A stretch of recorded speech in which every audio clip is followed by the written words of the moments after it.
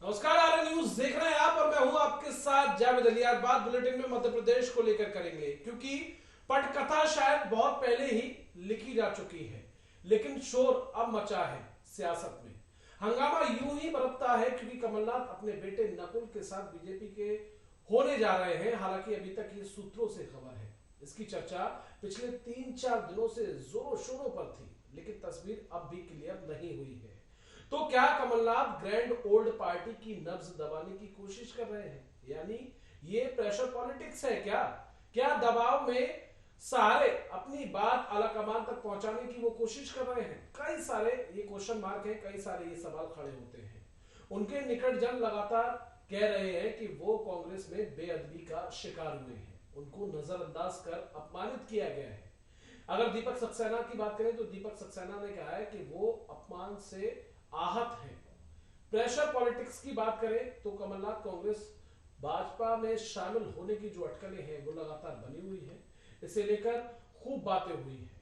अपने की तकलीफ को और विस्तार मिला जब बेटे नकुल समेत 7 ने अपने सोशल पोस्ट से सांसद या विधायक लिखा, कांग्रेस का नाम ही नहीं दिखा। जानकारी ने यह भी बताया गया है कि जिसमें मध्य प्रदेश में हार का ठीकरा पूरी तरह से कमलनाथ पर फोड़ा था, उन्होंने किनारे लगा जीतू पटवारी के हाथों में पार्टी की कमान सौंपकर प्रमुख रहा है। एक और कारण बताया गया है कि वो बेटे के भविष्य की फिक्र को लेकर करीबियों ने ये बात कही साझा की है कि वो अपने बेटे की फिक्र कर रहे हैं, फ्यूचर की फिक्र कर रहे हैं। करीबियों ने यह भी बताया कि कांग्रेस में अभी फ्यूचर सुरक्षित नहीं है, ये वो भी जानते हैं, इसीलिए मोहभंग हो गया है। इस बीच पार्टी आलाकमान की लगातार अनदेखी की चर्चा भी उड़ी है। हालांकि आज राहुल गांधी ने कमलनाथ से मुलाकात भी की, बातचीत भी की है। हालांकि अब से कुछ ही देर में कमलनाथ एक प्रेस कॉन्फ्रेंस भी करने वाले हैं, लेकिन अभी तक सूत्र यही है क्या वाकई कमलनाथ बीजेपी के होंगे या फिर सिर्फ और सिर्फ प्रेशर पॉलिटिक्स है, ये कोई गेम खेला जा रहा है। दिग्गजों ने उन्हें नॉक नहीं किया, यह भी कहा जा रहा है, जबकि लगातार वो विभिन्न जानकारियों से अपने होने और नजरअंदाज किए जाने का एहसास करा रहे थे। वहां के जो नेता हैं उनका क्या कुछ कहना है, पहले वो आपको सुना देते हैं, उसके बाद चर्चा में आगे बढ़ेंगे।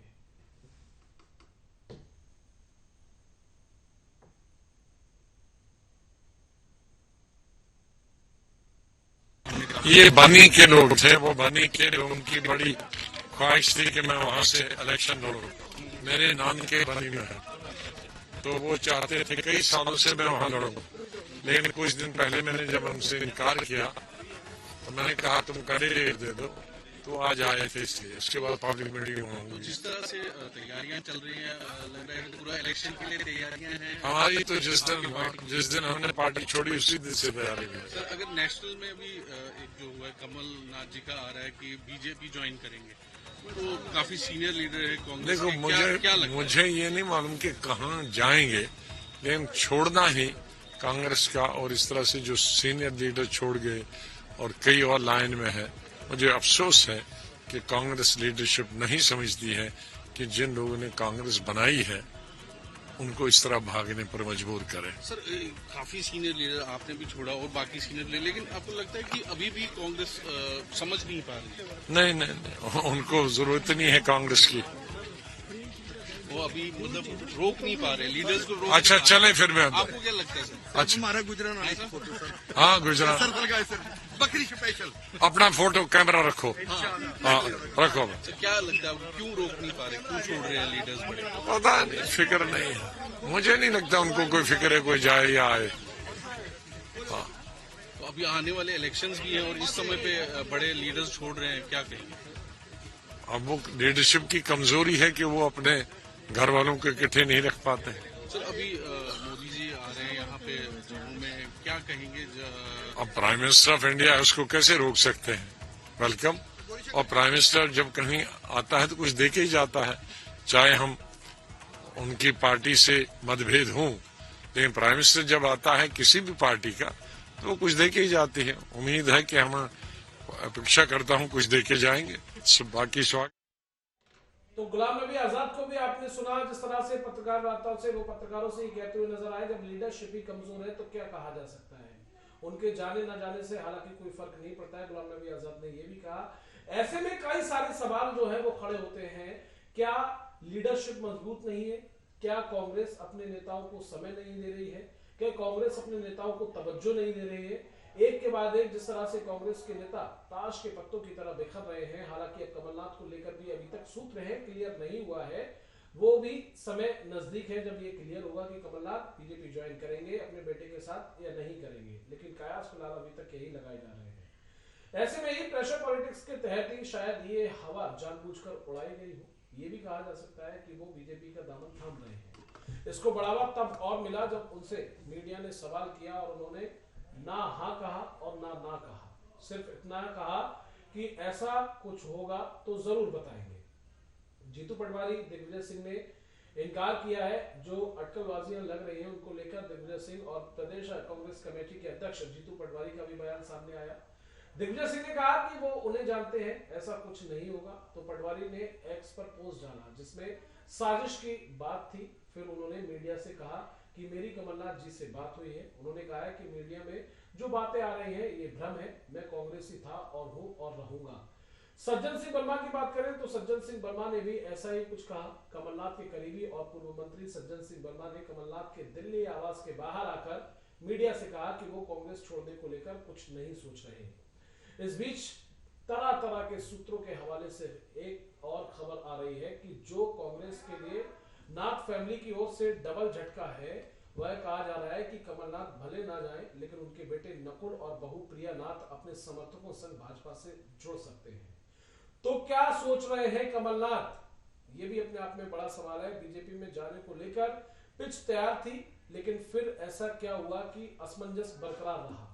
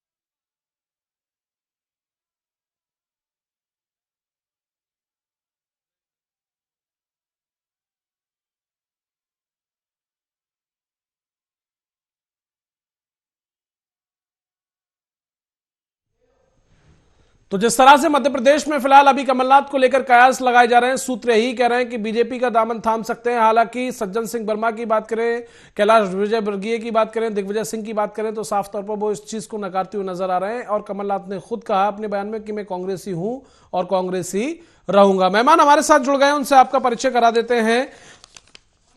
अनिल गोयल है हमारे साथ फोन लाइन पर, बीजेपी नेता हैं, वो हमारे साथ जुड़ गए हैं। और अलमेंद्र त्रिपाठी हैं, कांग्रेस प्रवक्ता हैं, वो भी हमारे साथ जुड़ गए हैं। सबसे पहले अलमेंद्र जी, मैं आपका रुख करूंगा। जो मध्य प्रदेश में चल रहा है, जो कयास लगाए जा रहे हैं, जो सूत्र लगाए जा रहे हैं बीजेपी में शामिल होने को लेकर कमलनाथ के, उसको लेकर आप कैसे देखते हैं अलमेंद्र जी? सूत्र लगाए जा सकते हैं जी, लेकिन एक चीज स्पष्ट है, राहुल जी की जो न्याय यात्रा है वो पूरे देश में निकाली जा रही है जी, तो उसका एक लोकप्रियता बढ़ रहा है और 24 के चुनाव में बहुत ही महत्वपूर्ण भूमिका निभाएगी। कमलनाथ जी बहुत ही सीनियर लीडर हैं और इंदिरा जी ने ये तक कहा था कि हमारा तीसरे बेटे हैं वो, तो ये उनकी विवेक और उनकी इच्छा पर निर्भर करता है कि जिन पे आजीवन एक टैग लगा हो कांग्रेस का, जिनको पार्टी ने बहुत कुछ दिया, उन्होंने भी बहुत कुछ कार्य किए हैं, तो ये उनकी एक विवेक और उनकी इच्छा पर निर्भर करता है। लेकिन अगर वो ऐसा कुछ निर्णय सोच रहे हैं जो मीडिया में कयास लगाए जा रहे हैं, तो उनको एक बार बिल्कुल विचार करना चाहिए कि कांग्रेस पार्टी हमेशा कैसे शोषित लोगों का कार्य के हित में कार्य करती है। और अगर वो ये चीज सोच रहे हैं तो देखिए, जो सिंधिया ने कुछ कई वर्ष पहले किया था, और अगर वो फिर से मध्य प्रदेश में होता है तो बिल्कुल मध्य प्रदेश जनता के लिए बहुत ही दुखद और धोखे वाली बात होगी। फिलहाल उम्मीद यही है कि ऐसा कुछ तो बात है। तो आपको ये नहीं लगता कि यहाँ कांग्रेस को एक तगड़ा झटका है लोकसभा चुनाव से पहले? क्योंकि कांग्रेस के तमाम जो दिग्गज नेता हैं, कांग्रेस ने खुद तकरीबन 16 से 18 लोगों की सूची जारी की है जो ताश के पत्तों की तरह लोग बिखर रहे हैं और बीजेपी का दामन थाम रहे हैं, चाहे महाराष्ट्र के पूर्व सीएम अशोक चव्हाण हो या उनके साथी हो। देखिए, भारतीय जनता पार्टी लोगों को दबाव की राजनीति करती है, लोगों को तोड़ने का कार्य करती है। जैसे आपको पता होगा, देश के प्रधानमंत्री मोदी जी ने हो या महाराष्ट्र की पॉलिटिक्स में आदर्श जो वेलफेयर सोसाइटी थी, हाउसिंग घोटाला हुआ था, तो उसमें कैसे चौहान जी का नाम लिया गया था, लेकिन जैसे भारतीय जनता पार्टी में शामिल हुए वो पाक साफ हो गए। तो हो सकता है जो कहीं न कहीं किसी चीज में इन्वॉल्व रहे हैं या जिनको लगता है कि हमें एक दबाव बनाया जाएगा या हमें मजबूर किया जा सकता है, तो वो लोग छोड़ छोड़ के जा रहे हैं। और ये कोई नई बात नहीं है, जब नए पुराने लोग जाएंगे तो ही नए जुड़ेंगे और नए टहनियां निकलते हैं, कहीं मतलब काफी मजबूत होती है जो पुराने की तुलना में। तो उम्मीद तो यही की जा रही है कि 24 में बदलाव होगा। और राहुल जी, कहीं ऐसा तो नहीं है अलमेंद्र जी कि बीजेपी के द्वारा ऑपरेशन लोटस चलाया जा रहा हो, जो आमतौर पर आम आदमी पार्टी भी कहती है, कांग्रेस के भी लोग कहते हैं कि बीजेपी का तो काम ऑपरेशन लोटस नहीं है, ये लोकतंत्र की हत्या है, ऑपरेशन लोकतंत्र की हत्या। जहां इनकी सरकारें हैं वहां लोगों को खरीद फरोख्त की जा रही है, जहां सत्ता नहीं है वहां पर सत्ता के बल से केंद्र सरकार की दम पर वहां सरकारें तोड़ी जा रही है। तो ये साम दाम दंड भेद सरकार बनाने के लिए प्रयोग करते हैं। और जो लोकतंत्र है या जो निष्ठाएं हैं या जो भी चीजें हैं, मोरालिटी, इन सबकी हत्या करके इनका बस एक उद्देश्य, कैसे हमारी सरकार आनी चाहिए।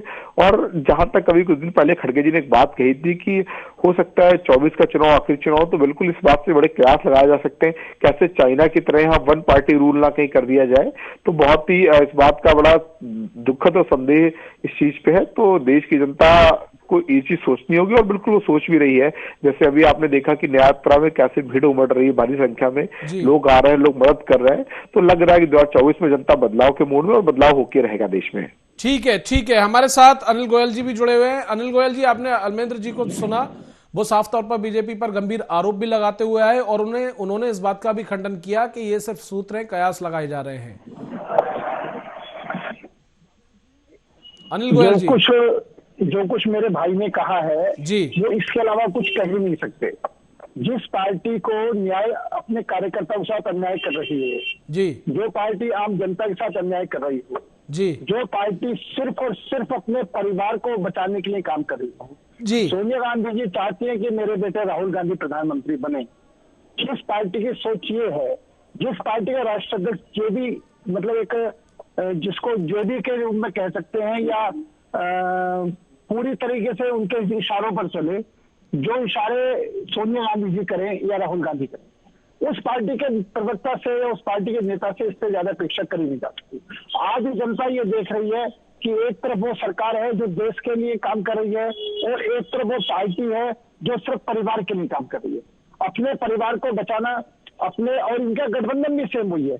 ममता है तो अपने भतीजे को लाना चाहती है, अजीत है तो अपने, शरद पवार जी हैं तो वो अपनी बेटी को लाना चाहते हैं, मुलायम सिंह यादव है तो अखिलेश को लाना चाहते हैं, लालू यादव है तो तेजस्वी यादव को लाना चाहते हैं। यानी आप इनके पूरे गठबंधन का भी अगर स्वरूप देखेंगे तो पूरे गठबंधन का स्वरूप ये है कि अपने परिवार और अपने बच्चों को लाना और अपने बच्चों को बचाना। तो ये जनता साफ देख रही है कि ये किसी के लिए राजनीति नहीं कर रहे, ये सिर्फ अपने परिवार को बचाने के लिए, परिवार को स्थापित करने के लिए, परिवार के लोगों को सीएम पीएम बनाने के लिए ही सारी कवायद हो रही है। देश के लिए कुछ नहीं हो रहा। एक तो वो पार्टी, एक तो दूसरी पार्टी जो सिर्फ देश के लिए सोच रही है, वो सिर्फ देश कैसे आगे बढ़े, सब चीज किस तरह से ठीक होंगे। तो इस तरीके, इसी वजह से जो कांग्रेस के कार्यकर्ता हैं, लेकिन अलमेंद्र जी तो कह रहे हैं कि अब बीजेपी पार्टी जो है लोकतंत्र का हनन कर रही है। अलमेंद्र जी ये भी कह रहे हैं। अमरेंद्र जी को 1975 याद नहीं है जब इंदिरा गांधी को हाई कोर्ट ने चुनाव अवैध घोषित कर दिया था, रात में इमरजेंसी लाकर सारे नेताओं को जेल में डाल दिया था। ये वो कांग्रेस वाले लोकतंत्र करने वाले आज लोकतंत्र की हत्या की बात करते हैं। ये लोकतंत्र हत्या करने वाले वो जो इनकी मनमोहन सरकार एक अधिवेशन, एक अध्यादेश लाती है, पूरा इनका जो मंत्रिमंडल है उसको फाइनल करता है और राहुल जी आगे बाहर फाड़ कर फेंक देती है। लोकतंत्र हत्या इसको कहते हैं। लोकतंत्र हत्या कहते हैं कि इमरजेंसी को लगाना। लोकतंत्र हत्या कहते हैं कि 1984 के अंदर सिखों के दंगे हुए और सरकार ने दंगे करवा कर सिखों का कत्लेआम कराया, इसको लोकतंत्र हत्या कहते हैं। आज अगर जांच लोकतंत्र हत्या उसको कहते हैं जो माननीय सुप्रीम कोर्ट सीबीआई को पिंजरे में तोड़ा कांग्रेस के राज में कहे, वो लोकतंत्र हत्या इसको कहते हैं। आज अगर देश तरक्की कर रहा है, आज देश और आगे बढ़ रहा है, आज देश का पूरे विश्व में मान सम्मान हो रहा है और इनके लोकतंत्र की हत्या ध्यान आ रही है, क्योंकि कोई भ्रष्टाचारी नहीं बचेगा। परिवारवाद को जनता नकार चुकी है, भ्रष्टाचारी को जनता नकार चुकी है, और ये जब उनको नकार चुकी है तो इनके पास सिर्फ जैसे दीवा बुझने को आता है ना, तो फड़फड़ आता है, तो बुझे हुए दीवे के लिए फड़फड़ा रहे हैं। देखिए, परिवारवाद का ही उदाहरण नकुलनाथ है, ऐसा मोदी जी ने बोला था, और भ्रष्टाचार का ही उदाहरण अशोक चौहान है, मोदी जी के शब्द हैं। उन्होंने ही आदर्श हाउसिंग घोटाले, सोसाइटी घोटाले का 50 बार जिक्र किया।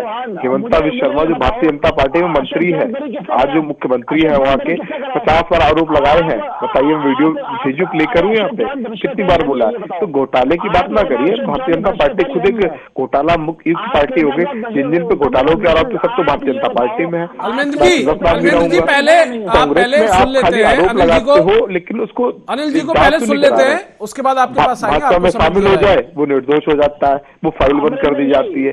भाजपा से दूर जाओ तो ऐसे ही फाइल खुल जाती है। तो केंद्रीय एजेंसियों में दुरुपयोग करना बंद करो, झूठ बोलना बंद करो। अनिल गोयल जी को सुन लेते हैं, उसके बाद आपके पास आएंगे। लगा हुआ, उनको रोकना चाहिए इस चीज को लेकर। आप सच्चाई सुनने, अल्मेंद्र जी अनिल गोयल जी को सुन लेते हैं, उसके पास आपके पास आएंगे। जी जी जी जी जी मैं भाई मैं स्पष्ट कह रहा हूँ, ये सच्चाई सुन ही नहीं सकते, क्योंकि ये इनके अंदर चोट लग रही है कि भ्रष्टाचार की चरम सीमा। आज राहुल गांधी, राजीव गांधी, राहुल गांधी और सोनिया गांधी जमानत पर बाहर हैं। आज आचार्य प्रमोद कृष्ण के अगर सुने कि जो व्यक्ति अपनी माँ बहन की इज्जत नहीं करता, किसकी इज्जत करता है? आज वो अपने कार्यकर्ताओं से मिलने तक के लिए टाइम देने को तैयार नहीं है। राहुल गांधी अपने डॉगी को कुछ बिस्कुट खिलाने का ध्यान देता है। तो आज कांग्रेस का प्रत्येक कार्यकर्ता अपने आप को ठगा महसूस कर रहा है और निश्चित तौर पर धीरे धीरे कांग्रेस से किनारा कर रहा है। चाहे गुलाम नबी आजाद हो, चाहे मिलन देवड़ा हो, चाहे अशोक चौहान हो, चाहे आपके कमलनाथ जी हो, चाहे नकुलनाथ हो, चाहे उनकी पत्नी हो, और कितने ही हजारों कांग्रेस के कार्यकर्ता है जिनको ये कह सकते हैं कि वो धीरे धीरे। मतलब अनिल जी, आपके कहने का मतलब है इन लोगों को कांग्रेस तवज्जो नहीं दे रही है, मान सम्मान इन्हें नहीं मिल रहा है। बिल्कुल, मान सम्मान नहीं, अपने कार्यकर्ताओं से तो अन्याय कर रही है, और अन्याय करने वाले कार्यकर्ता इनके साथ कैसे रुक पाएंगे? मान सम्मान का तो दूर ही, मान सम्मान की तो विषय नहीं है। एक साल तक इनके महामंत्री राहुल गांधी से नहीं मिल सकते, जबकि प्रधानमंत्री से दूसरे तीसरे दिन चौथे दिन टाइम मिल जाता है। तो ये सिर्फ निश्चित तौर पर इनको देश की चिंता नहीं है, अपने परिवार को कैसे बचाएं उसकी चिंता में लगे हुए हैं। और कांग्रेसी जो कार्यकर्ता है, जो देश हित की सोचता है, जो देश के बारे में सोचता है, वो अपने आप को वहां पर दम घुटाव महसूस कर रहा है, और धीरे धीरे सारे कांग्रेस के कार्यकर्ता इनको छोड़ते जा रहे हैं। और इसी तरीके से उनका गठबंधन भी इनका रोज का रोज टूट रहा है जी। आज उनका जो है JNK का जो नेता है, उन्होंने कह दिया हम इंडिपेंडेंट चुनाव लड़ेंगे, अरविंद केजरीवाल के इंडिपेंडेंट चुनाव लड़ेंगे। तो कुल मिलाकर जो आप बता रहे हैं और मैं समझ पा रहा हूं, कि इनकी आपसी कलह ही कांग्रेस को ले डूब रही है, कांग्रेस के द्वारा जो इनके साथ किया जा रहा है नेताओं के साथ। इसीलिए इन लोगों ने मन बना लिया है कि हमें ऐसे पार्टी के साथ नहीं रहना है जहां हमारी जो है हमारी बात को ना सुना जाए या फिर हमें समय ना दिया जाए। ऐसी जगह हम नहीं रह सकते। अल्मेंद्र जी आपसी कलह के साथ में इनकी ना तो कोई नीति है, ना कोई नियति है, ना कोई नेता है। इसका अभाव भी इनके लिए ज्यादा इन्हें परेशान कर रहा है। नीति, नियत, नेता मतलब तीनों में से कोई नहीं है। अल्मेंद्र जी, बड़ा आरोप है ये। देखिए, नीति साफ तौर पर स्पष्ट है, न्याय जी। 2019 के लोकसभा चुनाव में भी राहुल जी ने कहा था कि हम एक न्याय योजना लेके आएंगे, और कोरोना में कितनी हेल्पफुल होती वो इसका अंदाजा आप लोगों ने खुद देखा। और नियति की बात रही, नियति के अंतर्गत 3-4 योजना में गिरा देता हूं जो कोविड काल में कितना लोगों के लिए मददगार रही, उनको के लिए अमृतकाल का कार्य किया। एक तो मनरेगा हो गया, ठीक है, जिनको लोग इसके खिलाफ बोलते थे, वही कोरोना कोविड में कितनी महत्वपूर्ण भूमिका अदा की है। तो ये चीजें हैं, भारतीय जनता पार्टी को सोचना चाहिए। ये सिर्फ अपनी जो चीज बोलते हैं साल, मुझे लगता है अपने लिए ही बोलते हैं। और नेता की बात है तो राहुल गांधी से सक्षम नेता, कोई ईमानदार नेता, जो भी उसने राहुल जी ने बातें बोली हैं सारी, चाहे कोविड को लेके हो, चाहे नोटबंदी हो, चाहे GST हो, चाहे इलेक्टोरल बॉन्ड हो, सबको लेके सारी बातें सटीक निकली हैं और सही निकली हैं।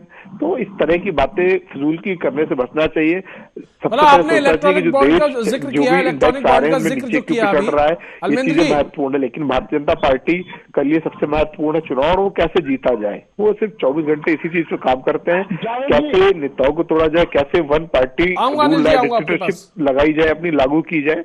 तो ऐसे लोगों को देश की जनता 1 बार 2 बार 3 बार चुनती है, फिर वो हमेशा के लिए खत्म हो जाते हैं। लेकिन बीजेपी के द्वारा तो नारा दिया जा रहा है अब की बार 400 पार पार्टी है और फिर बदल जाएंगे। लेकिन कांग्रेस पार्टी हमेशा लोगों के जनहित के कार्य करने का कार्य किया है और जोड़ने की राजनीति के साथ साथ हमेशा देश को आगे बढ़ाने का कार्य किया है। तो लेकिन बीजेपी के द्वारा तो नारा दिया जा रहा है अलमेंद्र जी, आप कह रहे हैं ये जनता नकारेगी, 1-2 बार का ये सब होता है। बीजेपी के द्वारा नारा दिया जा रहा है कि भाई अब की बार 400 पार। अरे बिल्कुल, स्वतंत्र देश के स्वतंत्र नागरिक हैं, कोई भी नारा दे सकते हैं, लेकिन नारे का मतलब ये नहीं हो गया कि ये जो बोल रहे हैं ये चरितार्थ बैठेगा। बोलने तो 500 पार भी बोल दे तो क्या ऐसा हो जाएगा। देखिए 2014 और 19 में कुछ कमियां थी हमारी, उस पे पार्टी ठीक है, वक्त का अभाव है। एक आखिरी प्रतिक्रिया अनिल गोयल जी की, एक आखिरी प्रतिक्रिया, भारत जोड़ो यात्रा, वक्त का अभाव है, माफी चाहूंगा। इसका निष्कर्ष जी कहना है जी, ये राहुल गांधी जगह जगह पर एमएसपी का शोर मचा रहे हैं जी। मेरा इनसे ये कहना है कि एमएसपी जहां पर इनकी सरकारें हैं वहां पर एमएसपी देके दिखा दें। पंजाब में इनका गठबंधन की सरकार है, पंजाब में किसान आंदोलन का, पंजाब में एमएसपी देके दिखा दें। ये कहते कुछ है करते कुछ है, ये झूठे वायदे करके जनता को गुमराह करते हैं। जब 2006 में स्वामी आसन की रिपोर्ट आई तो 2014 तक इन्होंने एमएसपी लागू किया। बिल्कुल कायदे की बात है, बिल्कुल सही आपने कहा। और इसी के साथ आप दोनों मेहमानों का बहुत शुक्रिया हमारे साथ इस चर्चा में जुड़ने के लिए। तो अनिल गोयल और अलमेंद्र त्रिपाठी हमारे साथ इस चर्चा में जुड़े हुए थे। जिस तरह से लगातार मध्य प्रदेश में जो खेल चल रहा है, हालांकि अभी तक ये सूत्रों के हवाले से है कि कमलनाथ जो है वो बीजेपी का दामन थाम सकते हैं, अभी पिक्चर जो है वो क्लियर नहीं हुई है। इसी के साथ चर्चा में बस इतना ही। नमस्कार।